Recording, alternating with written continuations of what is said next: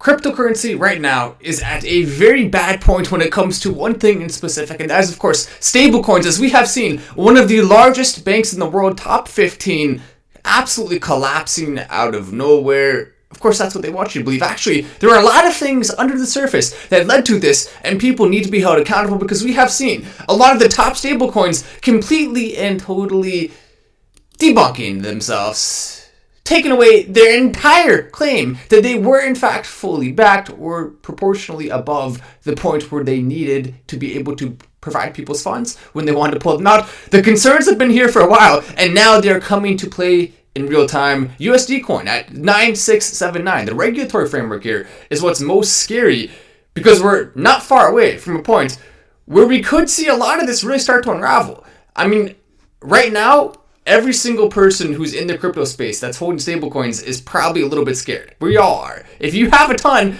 of USD coin and you're not at least a little bit worried that it could fall, well, you probably should be. Now's the time to be diversifying your stablecoins. Do not hold them all in one place. But let's go ahead and get into exactly what happened over the last 24 hours and why it's extremely important to realize this could get significantly worse when it comes to the economy. But that could be a very good thing for Dogecoin. Take a look at this. Crypto is a scam. Keep money in banks versus banks are scams. Keep money in crypto. Well said there by Elon Musk. A nice meme coming in that very accurately represents the position we're in right now, where we have two options, crypto or banks. And pretty obviously, we're going to want to click on the crypto button, because banks are not just scams, but they're scams in which people like this guy profit massively from. Let's go ahead and hear his explanation.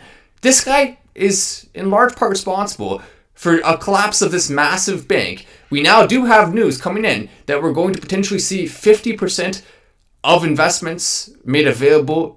There will likely be more after that, hopefully, but 50% is all we know right now that's most likely going to be made available. This claim from DAPHNEZOHAR, you can see her right there. Daphne Zohar, founder and CEO of biopharmaceutics company PureTech, not a VC. I share biotech news and comment on the other stuff.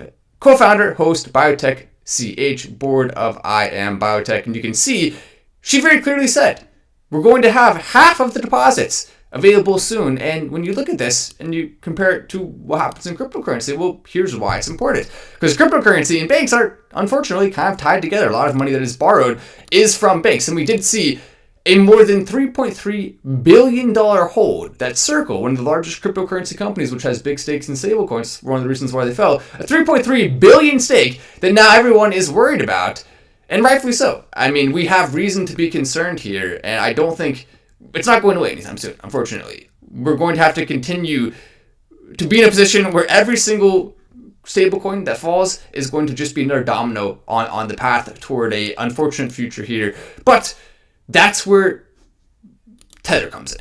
And at this point, Tether is holding relatively strong. You can see these are all the top stablecoins. A lot of them still depegged even right now, going even further than that, down to 8 in that range, 80 cents, 88 cents, some of them falling massively. But you can see Tether has held pretty strong for the most part, the biggest one. If Tether fails, we are all screwed. All of us. So we have to make sure Tether does not fail. Fortunately, it was just USD and Binance and DAI that did have some problems, especially being USD and DAI, both of them having some major problems. Not good, not even close to good, but at least it's not Tether at the end of the day. And also, you can see right here exactly what this guy had to say after causing one of the biggest collapses in modern banking history. Let's go ahead and play this clip here. Hi, everyone. It's with incredibly heavy heart that I'm here to deliver this message today. I want to acknowledge how hard the last really 48 hours have been on all of you, and I care so much about all of you. It really is just so incredibly difficult. I'm trying to look past that and focus on two things. One, I'm focusing on you. I'm thinking about the ultimate outcome of what this could be despite this incredibly difficult time. And two, focusing on clients. Now, as you heard this morning, I'm not making those decisions anymore, which is really hard. But I am working with the FDIC, trying to figure out how can we come up with the best outcome for our clients, as well as our employees.